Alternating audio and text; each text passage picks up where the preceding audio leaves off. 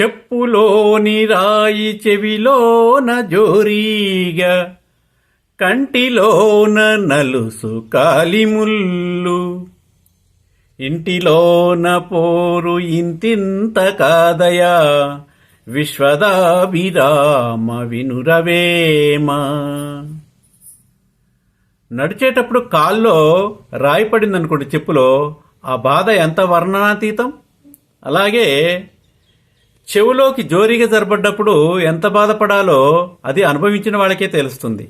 కంటిలో నలిసిపడినప్పుడు కూడా ఎంత బాధ పెడుతుందో, ఎంత సలపరం పడుతుందో ఆ బాధ అనుభవించిన వాళ్ళకే తెలుస్తుంది. అలాగే కాల్లో ముళ్ళు గుచ్చుకున్న వ్యక్తి నడిచేటప్పుడు ఎంత బాధపడతాడో అది అనుభవించిన వాళ్ళకే తెలుస్తుంది. అలాగే ఇంటిలో గయ్యాళి భార్య యొక్క పోరు అంటే గొడవ ఎంత ఇబ్బందికరంగా ఉంటుందో ఆ బాధ అనుభవించిన వాళ్ళకే తెలుస్తుంది అని దీని అర్థం.